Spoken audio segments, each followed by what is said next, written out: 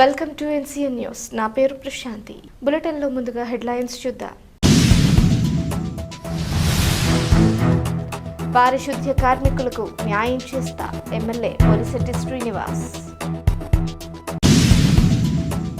పురపాలక సంఘంలో విలువైన సేవలు అందిస్తున్న పారిశుద్ధ్య కార్మికులకు న్యాయం జరిగే విధంగా కృషి చేస్తారని పురపాలక శాఖ మంత్రి నారాయణతో చర్చించి అవసరమైన చర్యలు చేపడతానని తాడేపల్లిగూడెం ఎమ్మెల్యే రాష్ట్ర ప్రభుత్వ విప్ బొలిశెట్టి శ్రీనివాస్ హామీ ఇచ్చారు.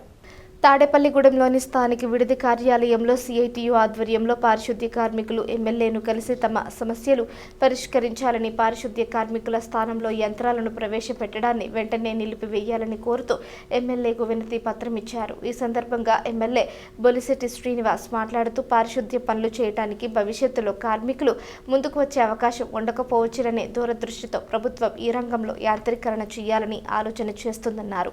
ఇప్పుడు పనిచేస్తున్న కార్మికులకు ఎలాంటి ఇబ్బంది లేకుండా తన బాధ్యత తీసుకుంటానని అన్నారు.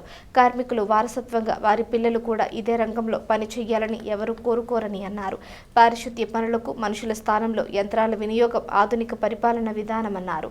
తాను మున్సిపల్ చైర్మన్గా ఉన్న కాలంలోనూ ఎమ్మెల్యేగా 2 ఏళ్లలోనూ కార్మికుల శ్రేయస్సు కోసమే కృషి చేశానని ఈ సందర్భంగా తెలియజేశారు.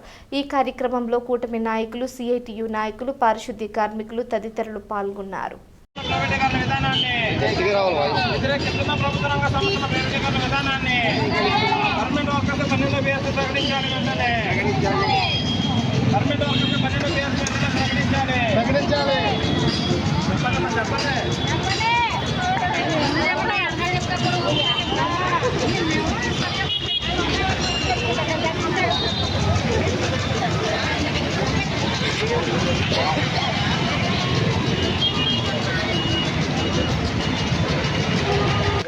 హలో,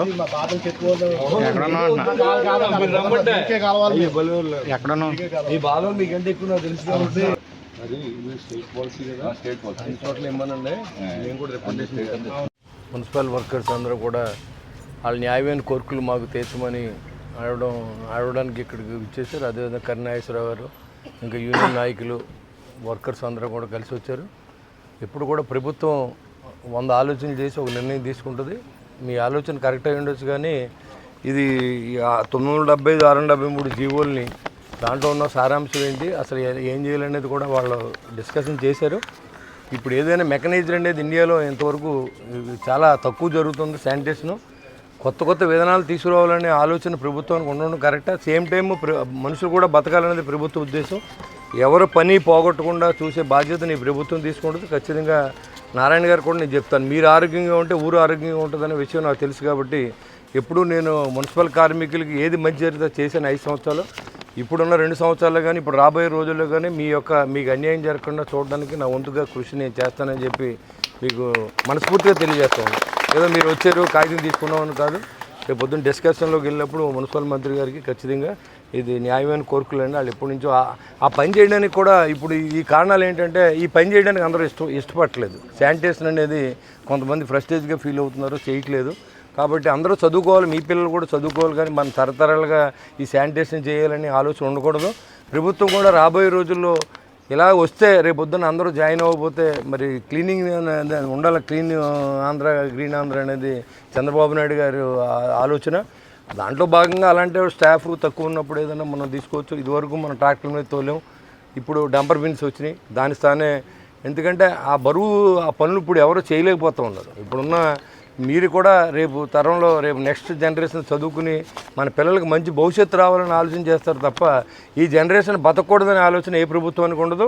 ఖచ్చితంగా దాన్ని మేము వ్యతిరేకిస్తాం. అలా జరిగితే మాత్రం మేము చెప్తాం ఇది అన్యాయం సార్. ఇప్పుడు మీరు రిటైర్మెంట్ అయిపోయారు అనుకోండి, అప్పుడు ఆలోచన చేయాలి. ఇది ఎవరు రావట్లేదు, రానప్పుడు ఈ క్లీన్ అండ్ గ్రీన్ ఎలా చేయాలనేది మెకనైజ్డ్ చేయాలా లేకపోతే కాంట్రాక్టర్కి ఇవ్వాలనేది ఆలోచన చేయాలి. ఇది ఇప్పుడు మీరు చాలా సిటీస్లో ఆల్రెడీ ఈ విధానం జరుగుతూ ఉంది. ఈ కాంట్రాక్ట్ విధానం పెద్ద సిటీస్ అన్నీ కాంట్రాక్ట్ విధానమే. కాంట్రాక్టర్ ఉంటాడు, ఆ కాంట్రాక్టర్ క్లీన్ చేసి చెప్పాలి, లేకపోతే వాళ్ళ బిల్లులు రావు. ఆ విధంగా రెస్పాన్సిబిలిటీ కోసం ఫిక్స్ చేసింది అది. తప్పకుండా నారాయణ గారితో మాట్లాడి దీని మీద ఒక నిర్ణయం వచ్చేలాగా నేను ప్రయత్నం చేస్తానని మీకు తెలియజేస్తాను. Thank you very much.